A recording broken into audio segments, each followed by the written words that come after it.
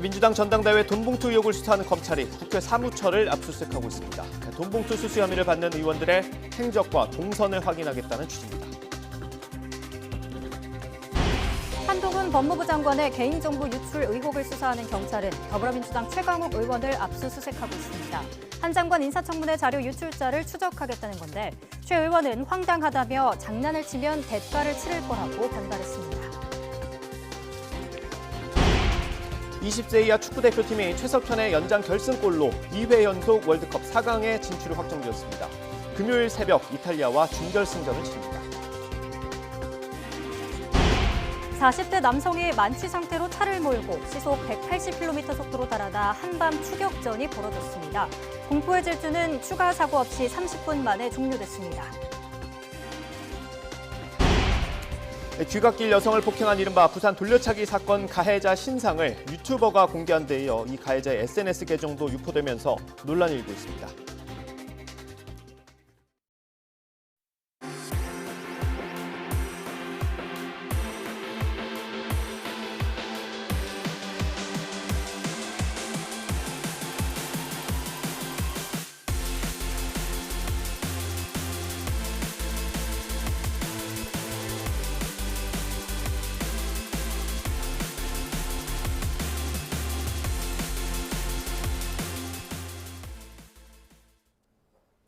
뉴스앤이슈 2부 이어갑니다. 20세 이하 축구대표팀이 월드컵 준결승에 진출했습니다. 지난 대회에 이어서 두 번째 4강 진출입니다. 허재원 기자가 보도합니다.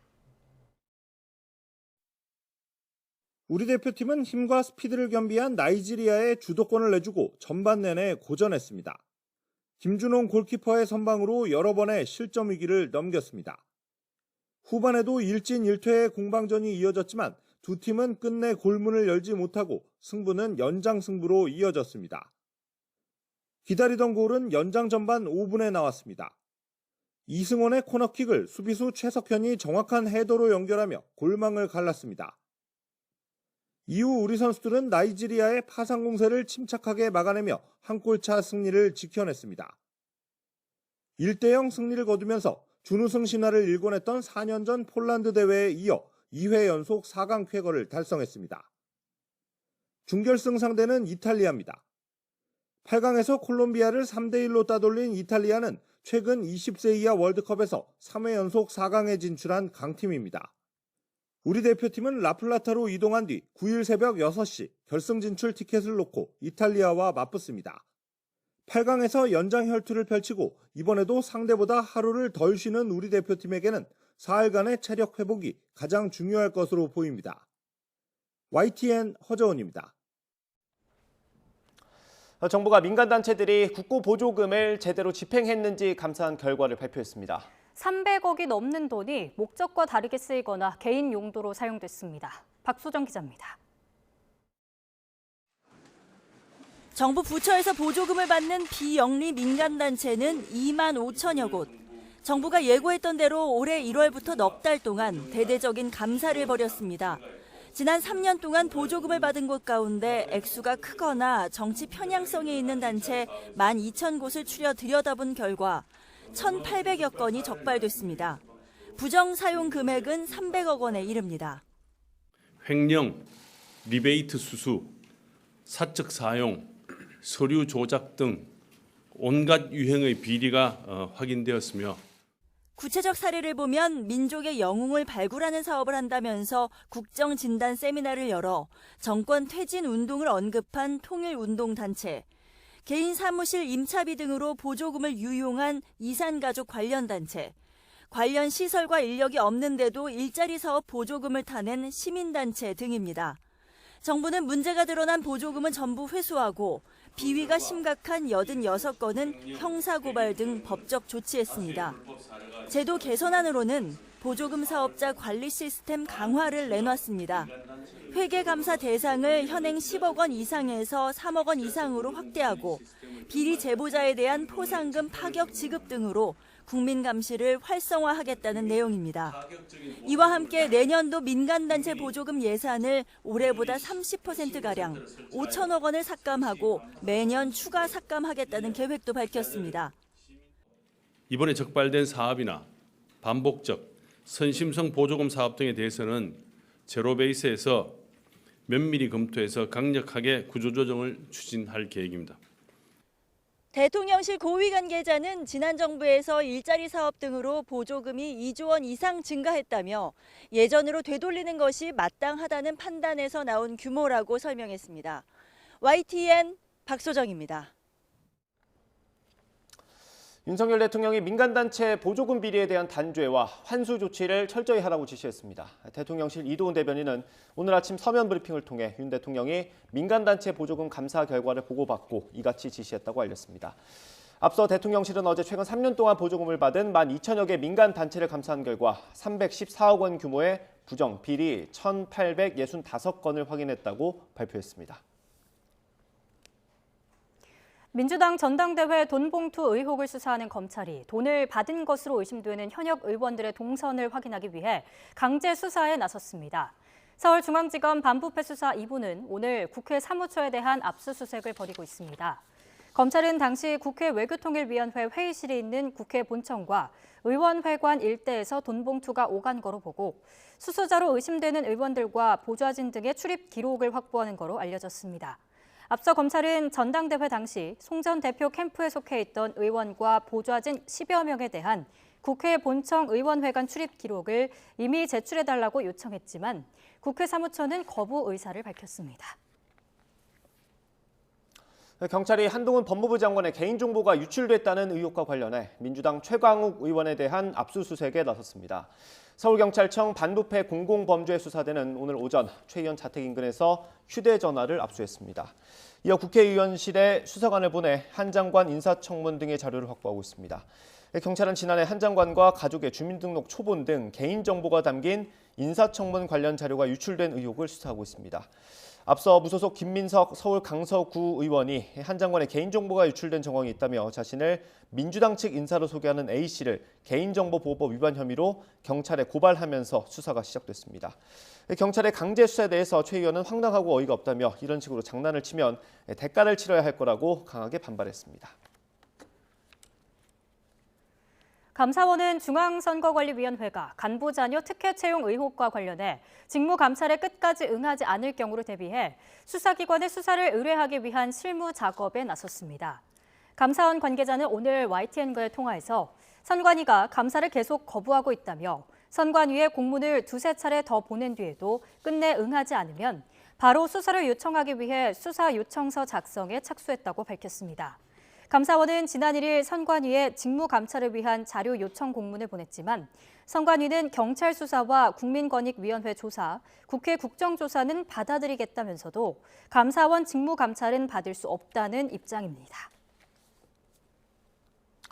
한상혁 전 방송통신위원장에 대한 면직 처분을 유예할지를 결정하는 신문이 오는 12일에 열립니다. 서울행정법원은 한 전 위원장이 윤석열 대통령을 상대로 면직 처분의 효력을 정지해달라며 낸 집행정지 신청 사건의 첫 신문 기일을 오는 12일 오후 2시 반에 열기로 했습니다. 앞서 한 전 위원장은 자신의 면직이 방송과 언론의 독립이라는 헌법적 가치를 침해하는 위헌적인 처분이라며 면직 처분 취소 소송과 함께 가처분 성격의 집행정지도 신청했습니다. 인사혁신처는 한 전 위원장이 지난 2020년 TV조선 재승인 심사와 관련해 직권남용 권리행사 방해 등의 혐의로 검찰에 기소된 점을 들어 면직 절차를 밟았고 윤석열 대통령은 지난달 30일 면직안을 제거했습니다.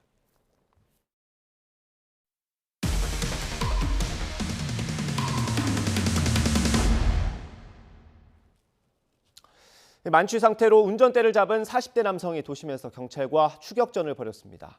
시속 180km까지 속도를 올리고 신호를 위반하는 난폭 운전이 30분 가까이 이어졌는데 경찰차에 가로막힌 뒤에야 멈춰섰습니다. 권준수 기자가 보도합니다. 급하게 우회전 차선으로 들어가는 검은색 승용차를 경찰차가 따라갑니다. 빨간불도 아랑곳하지 않고 빠른 속도로 질주하는 승용차. 중앙선을 넘어 반대편 차선까지 넘어갔다 오기도 하더니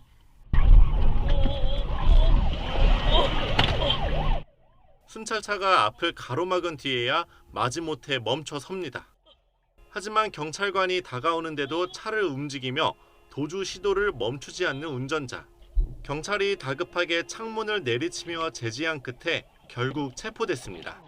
경찰을 피해 5km를 내달린 40대 남성 A씨는 면허 취소 수준의 만취 상태로 차를 몬 것으로 조사됐습니다. 그 음주운전 하신 그분이 이제 대리를 불러야 되는 게 정상인데 그거를 안 하시고 직접 운전을 하셔가지고 A씨가 심야에 도심을 시속 180km로 질주하면서 위험천만한 상황이 벌어졌지만 다행히 다른 사고로 이어지진 않았습니다. 경찰은 A씨가 만취 상태로 조사가 불가능한 상황이라 체열을 한 뒤 일단 집으로 돌려보내고 조만간 다시 불러 경위를 조사할 계획입니다. YTN 권준수입니다. 오늘 새벽 4시 반쯤 경기 성남시 상대원동에서 5톤 화물차가 상가 1층에 있던 금은방을 들이받았습니다. 이 사고로 다친 사람은 없었지만 금은방 출입문과 유리창 등이 파손됐습니다. 경찰은 제동장치가 갑자기 고장났다는 30대 운전자의 주장을 토대로 사고 경위를 조사하고 있습니다. 서울 마포경찰서는 술에 취해 클럽에서 여성 직원을 강제추행한 혐의로 주한미군 상병 A씨를 붙잡아 조사하고 있습니다.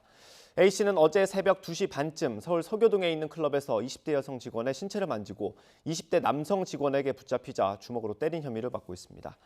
경찰은 평택 캠프 험프리스 소속인 A씨의 신병을 주한미군 헌병대에 임기했습니다. 대전에 있는 한 고등학교에서 모의고사를 그대로 베껴 중간고사에 내 재시험 결정이 내려졌습니다. 해당 학교 3학년 1학기 화법과 작문 시험에 지난 3월 전국 연합학력평가에 출제됐던 5문항이 보기 위치를 바꾸거나 일부 단어만 수정하는 등 사실상 변형 없이 그대로 출제됐고 기출문제를 그대로 내면 안 된다는 규정에 따라 지난 2일 재시험이 치러졌습니다. 이 시험을 치른 학생은 YTN에 합리적인 조사나 의견 수렴 과정 없이 일방적으로 재시험을 공지했다며 학생 150여 명이 제대로 된 사과와 재발 방지 대책을 요구하는 연대 서명을 학교에 제출했다고 밝혔습니다. 오늘 점심으로 라면 드신 분 계신가요? 간단한 한 끼는 물론 간식으로도 인기가 많죠. 그런데 요즘 가격이 심상치 않습니다. 오늘 편의점에 가봤습니다. 국민 라면이죠.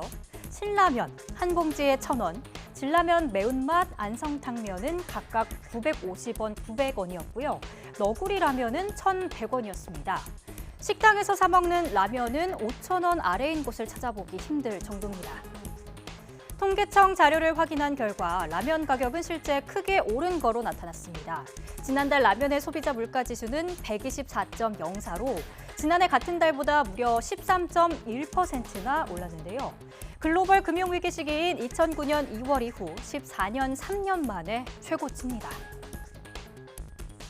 물가가 이처럼 고공행진하는 건 라면뿐만이 아닙니다. 소비자 물가의 먹거리 지표인 가공식품과 외식 부문의 세부 품목 112개 가운데 30% 가까이가 10% 넘게 물가가 올랐습니다. 피자와 두유, 커피, 빵, 햄버거, 김치 등이 모두 높은 물가 상승률을 기록했습니다. 전에는 그래도 햄버거 같은 거 사 먹으면 10,000원 정도 선에서 끝낼 수 있었던 것 같은데 요즘에는 확실히 많이 올라서 매일같이 통학하는 입장에서는 코로나 전보다는 좀 많이 오른 것 같거든요. 부담스럽기도 해서 그냥 집에서 요새는 집에서 그냥 많이 해먹고 하고 있습니다. 지난달 전체 소비자 물가 상승률은 3.3%를 기록했죠. 5%대까지 치솟았을 때와 비교하면 조금 누그러지긴 했습니다. 그러나 우리의 삶과 가장 밀접하게 맞닿아 있는 먹거리 물가가 잡히지 않는다면 낮아지는 물가 상승률을 체감하기까진 더 오랜 시간이 걸릴 거로 보입니다. 은행과 보험사들이 올해 1분기에만 12조 원이 넘는 순이익을 거둔 걸로 나타났습니다. 금융감독원에 따르면 국내 금융회사의 올해 1분기 순이익은 16조 2,400억 원으로 지난해 같은 기간보다 2조 7,600억 원이 늘어난 걸로 추산됐습니다. 이 가운데 은행과 보험회사의 올해 1분기 순이익을 합치면 12조 2,100억 원으로 지난해 같은 기간보다 3조 5,600억 원이 급증했습니다. 반면 카드회사와 저축은행, 상호금융조합의 1분기 순이익은 감소했습니다. 카드회사의 경우 올해 1분기 순이익이 4,602억 원으로 지난해 같은 기간보다 1,355억 원이 줄었습니다. 우리나라의 대중국 수출 부진이 심화하고 있지만 다른 지역으로 수출은 늘어서 전체적으로 수출 시장 다변화가 진행 중인 걸로 나타났습니다. 무역협회는 최근 보고서에서 한국의 대중 수출 의존도는 2018년 26.8%에서 지난해 22.8%로 낮아지고 올해 1분기에는 19.5%까지 내려갔다고 밝혔습니다. 반면 중국 외 시장으로의 수출은 늘어 대미 수출은 올해 1분기 미국 수입 점유율이 3.59%에 달했는데 이는 1990년 이후 최고 수준입니다. 무역협회 관계자는 최근 무역 수지 악화는 대중국 수출 감소가 크게 영향을 미쳤다며 중국 외 수출 시장 발굴에 대한 중요성이 더 커졌다고 말했습니다. 2000년생 우리나라 청년이 세계 성악계에 이름을 알렸습니다. 퀸 엘리자베스 국제 콩쿠르 우승, 아시아 남성으로는 처음 있는 일인데요. 바리톤 김태한의 경연 짧게 먼저 들어보겠습니다.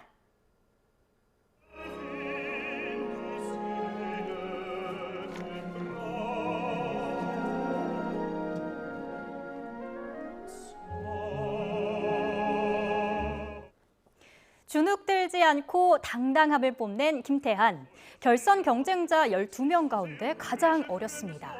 김태한이 독창회를 열었던 게 지난해 9월, 데뷔한 지 1년도 지나지 않아서 세계 무대를 접수한 셈이죠. 한때는 록 가수를 꿈꿨고 국내에서만 공부했다는 사실도 주목받고 있습니다. 제 목표는 오직 준비한 만큼만 무대를 즐기고 내려오는 것이었고 그 목표대로 모든 라운드를 후회 없이 마칠 수 있었던 것 같습니다. 과연 이게 얼마나 대단한 건가 갸우뚱하실 수 있는데요. 조금만 알면 금방 실감하실 겁니다. 퀸 엘리자베스 콩쿠르는 1937년 시작됐습니다. 90년 가까운 역사를 가지고 있는 거죠. 쇼팽 피아노 콩쿠르, 차이콥스키 콩쿠르와 함께 세계 3대 음악 경연대회로 꼽힙니다. 마치 클래식계의 올림픽이라고 생각하시면 좋을 것 같습니다. 올림픽에도 종목이 있는 것처럼 이 콩쿠르에도 여러 부문이 있고요. 해마다 번갈아 가면서 개최됩니다. 지난해엔 첼로 경연이 열렸는데 최하영이 우승을 했습니다. 우리나라가 2년 연속 퀸의 무대를 석권한 겁니다. 우리 클래식의 위상이 달라질 수 있는 걸 느낄 수 있는 게 또 하나 있습니다. 이번 대회 심사위원으로 소프라노 조수미가 위촉이 됐고요. 결선에 오른 남성 진출자 3명 모두 우리나라 성악가였습니다. 성악가뿐 아니라 기악 우승자에서도 이름 석자를 당당히 확인할 수 있습니다. 조수미 씨는 후배에게 오늘만 기뻐하고 내일부터 다시 열심히 하라고 조언했다고 합니다. 조금 가혹하게 들릴지 모르겠지만 오랫동안 정상을 유지하고 있는 선배의 따뜻한 마음이겠죠. 전 세계가 주목하는 K-클래식의 미래가 더 주목되는 이유기도 합니다.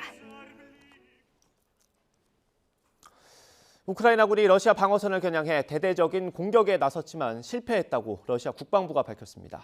우크라이나가 대반격에 나선 게 아니냐는 관측이 나오고 있지만 우크라이나 측은 이렇다 할 입장을 내놓지 않고 있습니다. 취재기자 연결합니다. 황보영 기자. 예, 국제부입니다. 네, 전투가 있었던 게 어느 지역입니까? 예, 우크라이나 동부 도네츠크주 남부 지역입니다. 러시아 국방부가 이번 전투와 관련해서 성명을 냈습니다. 러시아 측은 도네츠크주 남부 지역에서 어제 아침부터 우크라이나군이 2개 전차대대와 6개 기계화대대를 동원해서 대규모 공세를 펼쳤지만 성공하진 못했다고 전했습니다. 그러면서 러시아군은 우크라이나 병사 약 250명을 사살하고 전차 16대와 보병 전투차량 3대, 장갑차 21대를 파괴했다고 덧붙였습니다. 또 이번 공세를 격퇴할 당시 게라시모프 러시아군 총참모장이 이 지역 최전방 지휘소 중 한 곳에 있었다고 밝혔습니다. 이 같은 러시아 발표의 사실 여부는 아직 확인되지 않고 있습니다. 이와 관련해 우크라이나 측은 공식 입장을 내놓지 않는 상황입니다. 러시아 표현대로 우크라이나군이 대규모 공세를 펼친 게 사실이라면 이번 전투가 그간 예고되었던 대반격 작전의 본격적인 시작을 의미하는지 여부에 관심이 모아지고 있습니다. 서방에서 최신 전차 등을 지원받은 우크라이나는 국경 너머로 러시아군을 몰아내기 위한 대반격에 나설 것이라고 누차 공언해왔습니다. 젤렌스키 우크라이나 대통령은 최근 미국 월스트리트 저널 인터뷰에서 대반격 작전을 시작할 준비가 됐으며 성공할 것이라고 강력히 믿는다고 말했습니다. 다만 제공권을 아직 확보하지 못한 상황이어서 많은 병사가 대반격 작전 도중 목숨을 잃게 될 것이라는 우려를 나타내기도 했습니다. 한편 우크라이나와 국경을 맞댄 러시아 서부 벨고로드 주에서는 오늘 오전 드론 공격으로 에너지 시설에 화재가 발생한 것으로 전해졌습니다. 벨고로드는 우크라이나를 침공한 러시아군의 병참 거점으로 활용돼 왔습니다. 이 지역은 지난해 2월 전쟁 발발 이후 우크라이나군에 의해 여러 차례 공격을 받았고 최근에는 친우크라이나 성향 러시아 민병대의 급습을 받기도 했습니다. 지금까지 국제부에서 YTN 황보현입니다.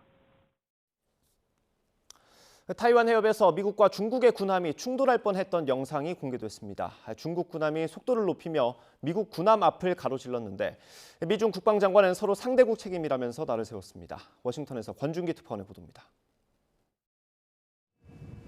타이완 해협을 지나는 미 해군 이지스 구축함 앞을 또 다른 군함이 충돌할 듯 가로지릅니다. 중국 인민해방군 이지스함이 속도를 높이며 미 군함의 뱃머리를 향하는 모습입니다. 불과 137m 앞을 지나는 초근접 항해에 미국 군함은 시속 18km까지 속력을 떨어뜨려야 했습니다. 영상은 미 군함을 뒤따르던 캐나다 호위함에 타고 있던 언론에서 촬영했습니다. 미국 국방장관은 중국이 통제 불능의 사고를 낼 뻔했다며 강도 높게 비판했습니다.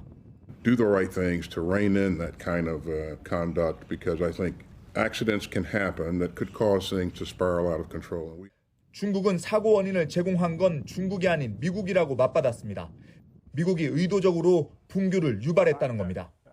除了我们制定这样的规则，最好的办法就是我们各国，特别是各国的军机和军舰，都不要到别的国家领海。 지난달 26일엔 남중국해 상공에서 중국군 전투기가 미군 정찰기 앞을 근접 비행하며 아찔한 장면을 연출하기도 했습니다. 싱가포르 샹그릴라 대화를 전후로 미국과 중국이 공중과 해상에서 충돌할 뻔한 일이 벌어진 겁니다. 샹그릴라 대화에서 미중 국방장관 회담이 결렬되면서 양국 간 분위기는 더욱 거칠어졌습니다. 미국은 싱가포르에서 기밀 정보 공유 동맹인 파이브 아이즈에 참여하는 영국, 캐나다, 호주, 뉴질랜드의 국방부 고위 관리들을 모아 대중국 견제에 고삐를 jes습니다. 중국도 타이완 문제는 중국의 핵심 이익이라며 어떠한 타협이나 양보도 용납할 수 없다고 강조하며 물러설 뜻이 없음을 분명히 했습니다. 워싱턴에서 YTN 권중기입니다. 서해상에 추락한 북한 우주발사체 동체 잔해 수색 작업이 엿새째 이어지는 가운데 군은 수중 상황에 따라 인양 시점을 예측하기 어려운 상황이라고 밝혔습니다. 이성준 합참공보실장은 오늘 브리핑에서 인양 현장의 유속이 빠르고 시야가 좋지 않아서 어려움을 겪고 있고 장병들의 안전을 최우선으로 고려해 작업이 진행 중이라며 이같이 말했습니다. 마이크 터너 미국 하원 정보위원장은 북한이 핵무기로 미국을 타격할 수 있는 능력을 갖췄다며 공격적인 미사일 방어 시스템이 필요하다고 밝혔습니다. 터너 위원장은 ABC 방송에 출연해서 북한이 핵탄두 소형화에 성공했다고 보냐는 질문에 현재 북한은 핵무기 능력, 미국을 타격하고 뉴욕시를 타격할 수 있는 능력을 보유하고 있다고 말했습니다. 터너 위원장은 북한과 관련한 기존 억제력 개념은 죽었다고 규정하고 따라서 공격적 미사일 방어 시스템을 의미하는 억제력 플러스 방어력으로 가야 한다고 강조했습니다. 과외 앱을 이용해 또래 나이의 여성을 살해한 정유정. 정유정은 비대면 앱의 취약성을 범행에 적극 이용했던 거로 보입니다. 범행에 취약한 20대 여성, 그리고 아직 일부 추정이긴 하지만요. 자신의 콤플렉스였던 영어 잘하는 사람을 범행 대상으로 콕 집을 수 있었던 배경에는 개인정보를 너무 쉽게 드러내주는 비대면 앱의 취약성이 있었습니다. YTN 취재진이 정유정이 범행에 이용한 비대면 과외 앱에 직접 가입해봤는데요. 최종 가입까지 채 3분도 걸리지 않았습니다. 원하는 예산과 과외 방식, 거주하는 곳 등 간단한 정보만 입력하면 누구나 쉽게 가입할 수 있는 구조입니다. 문제는 가입을 하고 난 뒤입니다. 과외 선생님들의 사진과 재학 중인 학교, 나이, 거주지 등 입력돼 있는 정보를 너무나 쉽게 확인할 수 있는데요. 실제 학부모가 아니더라도 1분 남짓 거짓 정보만 입력하면 누구나 개인정보를 쉽게 열람할 수 있습니다. 다른 과외 앱, 가사도우미 앱 등도 마찬가지였습니다. 정보 비대칭이 심한 비대면 앱 특성상 어렵지 않게 다른 이들의 개인정보를 쉽게 열람할 수 있었는데요. 정유정의 범행 후 한 온라인 커뮤니티에 올라온 반응입니다. 나도 알고 있는 앱이다. 곧 방학인데 과외 구하기가 정말 무서워진다. 두려워서 앱을 탈퇴했다 등 이용자들의 불안한 심리가 그대로 드러납니다. 실제 지난해 10월에는 비대면 앱으로 가사 도우미를 구한 뒤 졸피뎀이 섞인 콜라를 마시게 해 성추행을 시도했던 남성이 징역형을 받기도 했는데요. 비대면 앱의 개인정보 취약성을 보완하는 작업 못지않게 앱을 이용한 첫 만남 시에는 카페나 커뮤니티 시설 등 공개된 장소를 선택하는 등 이용자 스스로도 조심해야겠습니다.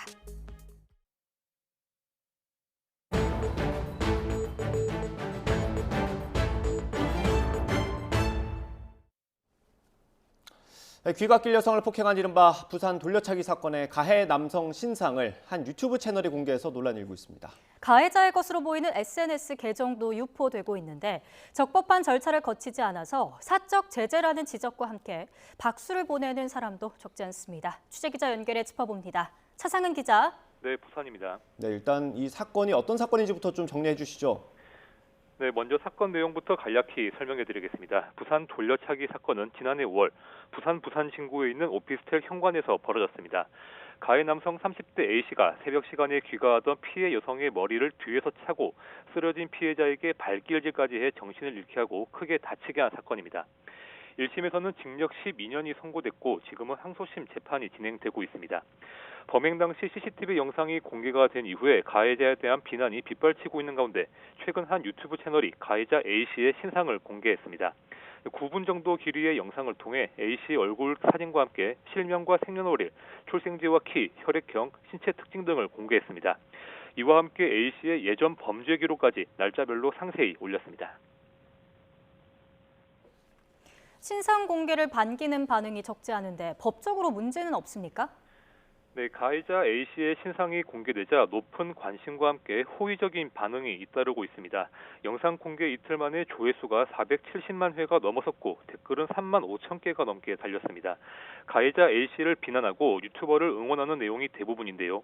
일부 네티즌은 신상 공개해줘서 고맙다며 후원금까지 보내고 있습니다. 하지만 이 같은 신상 공개는 엄연히 불법입니다. 경찰의 신상공개심의위원회처럼 적법한 절차를 거치지 않았기 때문인데요. 당사자가 고소하면 처벌받을 수 있고 사적 제재에 해당한다는 지적도 적지 않습니다. 해당 유튜버도 이런 사실을 알고 있다고 말합니다. 함께 들어보겠습니다. 적법 절차에 따르지 않고 가해자의 신상을 무단으로 공개할 경우 저 카라큘라는 사실적시 명예훼손으로 법의 처벌을 받을 수 있고 이 유튜버는 신상 공개를 원하는 피해자의 고통을 덜어주기 위해 공개를 결정했다고 설명했습니다. 가해자 A씨의 신상이 공개되자 A씨 것으로 보이는 SNS 계정도 유포되고 있습니다.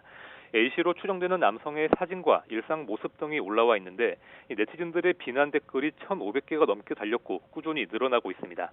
신상 정보와 일상까지 모두 알려지게 된 겁니다. 앞서 경찰 수사 단계에서는 가해자 A씨의 신상이 공개되지 않았습니다. 신상공개위원회는 특정 강력범죄에 해당하는 범죄인지 그리고 재범 방지 효과가 있는지 등을 면밀하게 따진 뒤 피의자의 신상공개 여부를 결정을 하는데 사건 당시에는 여기에 해당하지 않는다고 판단해 신상공개위가 열리지 않았습니다. 네, 그럼 지금 재판은 어떻게 진행되고 있습니까? 앞서 말씀드린 대로 1심에서는 징역 12년이 선고됐고 지금은 항소심 재판이 진행되고 있습니다. 최근 검찰은 A씨의 결심 공판에서 1심 형량의 2배가 넘는 징역 35년을 구형했습니다. 혐의는 강간 살인 미수입니다. A씨가 피해자의 바지를 벗기는 등 성폭력을 목적으로 범행했고 이를 뒷받침할 DNA 염색체 증거가 발견됐다는 게 검찰의 설명입니다. A씨의 항소심 선고는 오는 12일 오후 2시에 열리는데 재판부가 어떤 판단을 내릴지 주목됩니다. 지금까지 부산에서 YTN 태상입니다.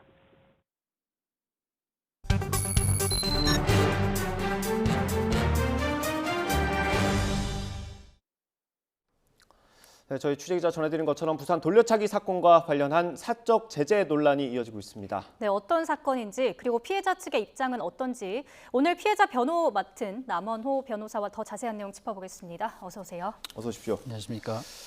저희가 취재기자가 한번 정리를 해주기는 했는데 일단 사건 내용에 대해서 좀 살펴보는 게 좋을 것 같습니다.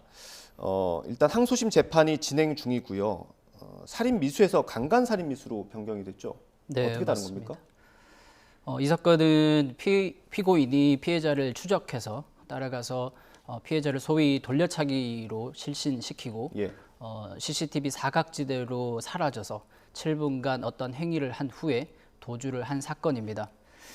앞서서 수사와 재판 과정에서는 소위 그 돌려차기 했던 부분에 집중을 하여서 살인 미수로 1심에서는 판결 선고를 받았지만 네. 항소심 재판부의 재판 과정에서 피고인의 성범죄 정황이 드러나 지금은 공소장 변경에 의해서 강간 등 살인으로 죄명이 변경된 상황입니다. 네, 오늘 모시게 된 거는 또 최근에 한 유튜버가 가해자 신상을 공개했기 때문인데요. 이 관련 영상이 준비가 돼 있는데요. 한번 보겠습니다. 언젠간 꺼지게 되어 있고 지금도 피해자는 가해자로부터 출소 후 보복 범죄를 벌일 수 있다라는 암시에 굉장한 큰 스트레스와 두려움에 떨고 있는 상황입니다. 수사기관에서 놓쳤던 가해자에 대한 신상 정보 공개를 피해자는 적극적으로 원하고 있으며 신상 정보를 제가 공개함으로써 피해자가 평생 동안 느낄 수 있는 고통과 두려움의 분담을 할 수 있을 것 같다라는 결론을 내게 되었습니다. 네, 이 영상이 공개되면서 파장이 컸잖아요. 피해자 측과 조율이 된 상태에서 업로드가 된 건가요? 현재 피해자분께서는 워낙 많은 매체에서 연락을 받고 있기 때문에요. 예. 그런 이제 피해자 인터뷰를 하는 과정에서 신상 공개 얘기를 말씀을 하신 것 같습니다. 저희가 지금 피해자도 전화로 아마 연결이 돼 있는 것 같은데 지금 연결돼 있습니까? 나와 계신가요? 네, 여기 있습니다. 예, 안녕하십니까. 일단 아무래도 충격이 아직까지도 이어질 걸로 생각이 됩니다. 저희도 영상을 보면서 굉장히 좀 마음이 안 좋은데 일단 지금 몸 상태는 어떤지 좀 궁금합니다. 다행히 우려해주신 다리 마비 부분은 조금 회복이 된 상태고요. 예. 아직 뭐 다른 피해자분들도 같겠지만 심리적으로는 아직도 여전히 불안하고 후유증이 좀 남아있는 상태입니다. 네, 그렇군요. 유튜버가 이렇게 자세한 신상 정보를 공개하는 데 있어서 사전 요청이 있었는지 궁금합니다. 일단 사전 요청은 없었고, 예. 그때 당시 이제 그런 공개와 관련해서 어떤 의견인지에 대한 인터뷰였었어요. 그래서 제가 이렇게 직접 요청한 적은 없습니다. 그러면 인터뷰를 하러 가신 거고 이 신상을 공개하는 과정에서 피해자분께 동의를 구하거나 이런 예정이다, 이럴 예정이다라고 설명을 한 건 있었습니까? 아니요. 저는 나오고 나서 알았고요. 그러니까 인터뷰를 마친 뒤에 공개된 걸 아셨다는 거죠? 이게 편집하고 업로드된 걸로 봤습니다. 네. 그럼 하나 더 궁금한 게 이 가해자의 신상을 이 유튜버가 특정을 어떻게 할 수 있었을까요? 일단 저도 가해자의 처음 제가 한 3일 정도의 도주 기간이 있었는데 그때 당시에도 그 가해자의 지인들이 다 비슷한 사진과 똑같은 그런 뭐 이름이나 나이를 계속 보냈었거든요. 아마 동일할 거라고 생각합니다. 예. 예. 경찰 수사 당시에 가해자 신상을 공개해달라고 첨언을 넣기도 하셨다고요?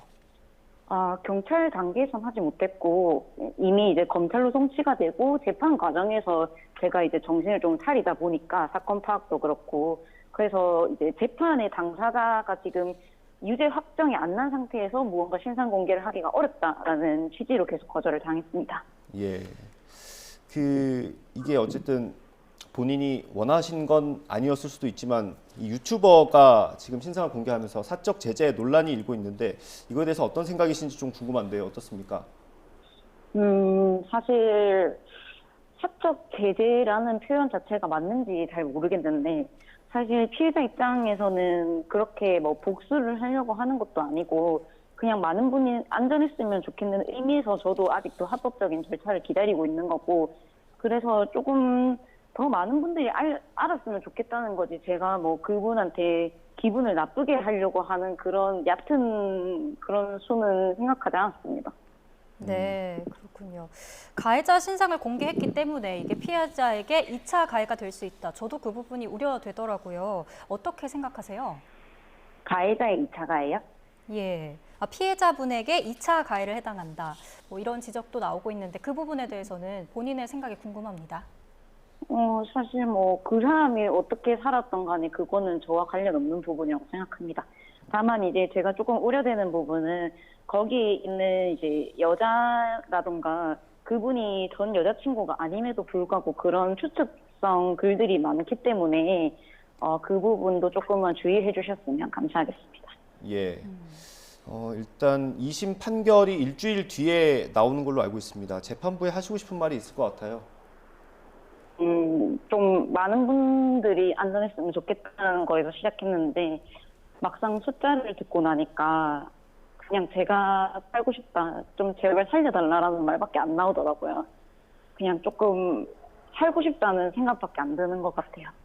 예, 알겠습니다.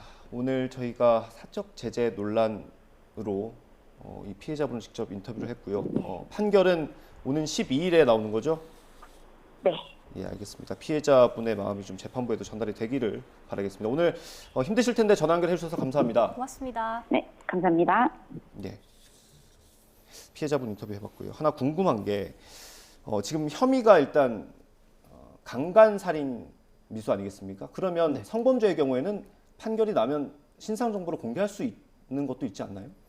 이 사건의 경우에는 말씀하신 것처럼 적용 법조가 이미 성폭력 범죄 처벌에 관한 특례법이 적용이 되게 됩니다.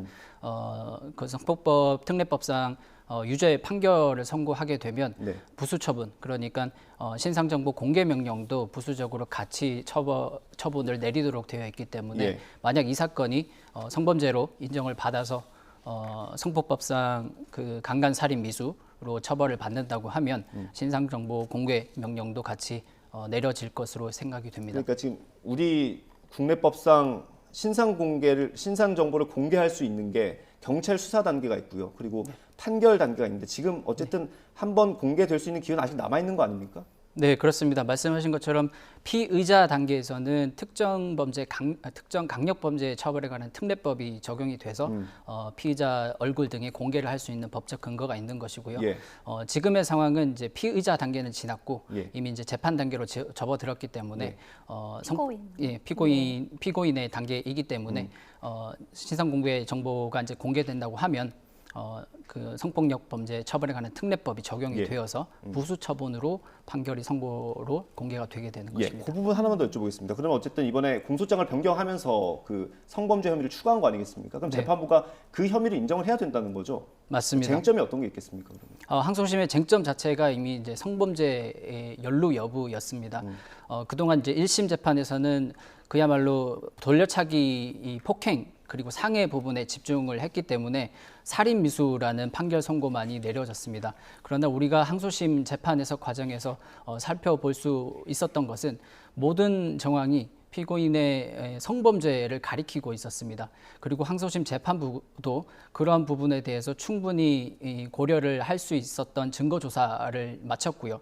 청바지에 대한 이제 검증 절차라든지 결정적으로는 피고인에 대한 DNA 재감정 결과 회신 이런 것들을 고려를 했을 때는 성범죄 여부에 대해서 재판부께서 판단을 해 주실 것으로 보이고요. 그렇다고 하면 이 사건 항소심 판결 선고에는 그에 대한 부수 처분도 함께 처분이 내려질 것으로 생각이 됩니다. 네. 뭐 피해자 측 변호인이시니까요. 이번 유튜브 영상이 공개된 데 한 입장은 어떤 건지 궁금합니다. 개인 유튜버의 일단 방송 내용을 제가 평가를 하거나 뭐 논의를 드리기는 좀 힘들지만 저희가 애초부터 가지고 있었던 입장은 신상 정보에 관한 입장은 어쨌든 법적인 테두리 안에서 재판부에게 요청을 드려서 신상 정보를 공개하게끔 명령을 처분을 내리게끔 그렇게 하자는 입장은 애초부터 지금까지 변함은 없습니다. 근데 아까 저희가 유튜버의 발언을 영상으로 소개를 해드렸는데 피해자가 신상 공개를 적극적으로 원하고 있다 이런 표현을 해가지고요. 이게 사실 피해자분께 또 안 좋은 영향을 미칠 수 있지 않나 우려가 되거든요. 그 부분은 어떻게 생각하세요? 네, 그 이제 발언 부분을 어쨌든 조금 해석을 저희가 이제 자의적으로 할 것이 아니라 피해자가 과연 이제 어떤 맥락에서 그런 발언을 하였는지를 좀 고려를 해야 한다고 생각을 합니다. 피해자는 애초에 처음부터 이 사건은 단순한 범죄가 아니라는 것을 주장을 해왔고요. 그러한 측면에서 신상 정보도 공개가 되어야 된다는 측면으로 말씀을 드린 것이지 뭐 사적인 제재나 이런 부분으로 공개가 되어야 된다고 주장을 하는 것은 아니기 때문에 혹여라도 그런 부분이 곡해가 없도록 언론 보도에서도 신경을 써 주셔서 보도를 해주시면 감사하겠습니다. 예. 네. 아무래도 법조인이시기 때문에 균형을 잡기가 좀 어렵지 않습니까? 여론이 우리 취재 기자가 뭐 전해드리기도 했는데 공개돼서 속 시원하다 이런 반응도 굉장히 많거든요. 어떻습니까? 법조인으로서 뭐가 좀 미비하기 때문에 이런 반응들이 나온다고 보세요? 사실 이 사건 자체가 워낙 사회적으로 이슈가 되던 강력 범죄이기 때문에 아마 많은 국민분들께서는 법 감정상으로는 강력한 처벌 그리고 엄중한 처벌을 바라시기 때문에 이런 응원의 메시지도 함께 나오는 것이 아닌가 그렇게 생각이 됩니다. 네. 마지막으로 시간이 남아가지고 하나만 더 여쭤볼게요. 애초에 있었던 살인미수 혐의가 인정이 되면, 그러니까 경찰 수사 단계에서 그 혐의만으로는 공개가 안 되는 겁니까, 신상이? 엄밀하게 말씀을 드리면 살인미수도 재판 과정에서 나왔던 것이지, 네, 그 수사 과정, 그러니까 애초에 수사 초기에서는 이 사건의 명 자체가 상해 또는 이제 폭행으로 이제 입건이 돼서 조사가 시작이 되었습니다. 네. 살인으로 판단을 하기까지는 상당 시간이 흘렀고요. 그 과정에서 특정 강력범죄 처벌에 관한 특례법상 피의자 얼굴 공개 등의 제도를 활용하기에는 시기가 이미 늦어버린 측면이 있습니다. 알겠습니다. 네. 앞서 말씀드린 대로 2심 판결이죠. 2심 판결이 항소심 12일, 판결입니다. 예, 네. 12일에 나오고요. 검찰은 35년을 구형했죠. 35년을 구형을 했습니다. 예, 알겠습니다. 재판 결과 나오면 저희가 다시 한번 전해드리도록 하겠습니다. 오늘 말씀 여기까지 듣겠습니다. 고생하셨습니다. 감사합니다.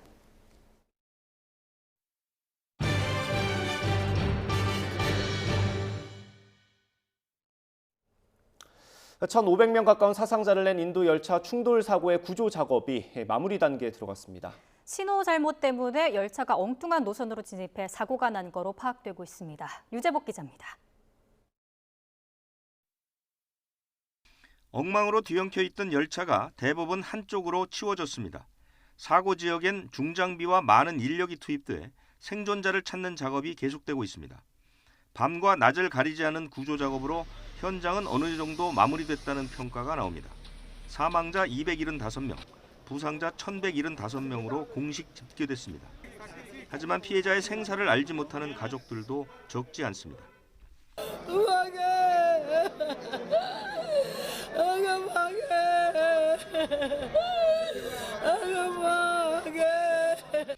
예비 조사 결과 신호 잘못이 사고 원인으로 지목됐습니다. 잘못된 신호로 열차가 다른 선로에 들어갔다가 연쇄 충돌과 탈선이 일어났다는 것입니다. Electronic interlocking में जो चेंज किया जिसके कारण ये दुर्घटना हुई जिसने भी किया जिसने भी जो भी इसके कारण है वो इन्वेस्टिगेशन से निकलेगा. 현장을 찾은 모디 총리는 사고 책임자를 엄중하게 처벌할 것이며 죄가 입증되면 살아남지 못할 것이라고 밝혔습니다. 인도 정부는 오는 7일 오전까지 선로 복구 작업을 마친 뒤 운행을 재개할 계획입니다. YTN 유재복입니다. 중국 서남부 쓰촨성에서 산사태가 발생해 19명이 숨졌습니다. 중국 관영 CCTV 등 현지 매체들은 어제 오전 6시쯤 쓰촨성 러산시 한 마을에서 대규모 산사태가 일어났다고 보도했습니다. 당초 5명이 실종된 것으로 알려졌지만 실종자가 모두 숨지면서 사망자는 19명으로 늘었습니다. 산사태가 발생한 곳은 한 광물업체가 위치한 지역으로 낙석과 흙더미가 이 업체의 생산시설과 생활시설을 덮친 걸로 알려졌습니다. 해마다 홍콩에서 열리던 6.4 天安门 시위 희생자 추모 행사는 홍콩 당국의 봉쇄로 이제는 타이완으로 옮겨갔습니다. 어제 중화권에서는 타이완에서만 희생자를 기리는 촛불 집회가 열렸는데요. 김태현 기자가 보도합니다. 타이완 수도 타이베이의 장제스 기념관 옆 광장에 홍콩에서 철거된 天安门 시위 추모 조각상이 세워졌습니다. 수치의 기둥이라는 조각상 주변으로 추모객들이 속속 모여듭니다. 전자촛불로 새긴 8964는 1989년 6월 4일 베이징에서 민주화를 요구하던 시민들이 숨졌던 그날입니다. 我们现在可以这样讲话，都是就是有钱人这样争取，那我们要记住这个历史，就是也要警惕，就是不要让这个民主自由就这样又被侵害了这样。 30년 동안 해마다 홍콩에서 열렸던 추모 행사는 홍콩 당국의 봉쇄에 따라 올해 중화권에서는 타이완에서만 열렸습니다. And that's like more than 30 years of commemorations. So it's all ingrained in our subconscious that we should care and practice our sympathy towards other people's yearning for democracy and freedom. 비가 내리는 가운데서도 500여 명이 야간 촛불 집회를 이어갔습니다. 희생자를 기리기 위해 64초 동안 묵념도 올렸습니다.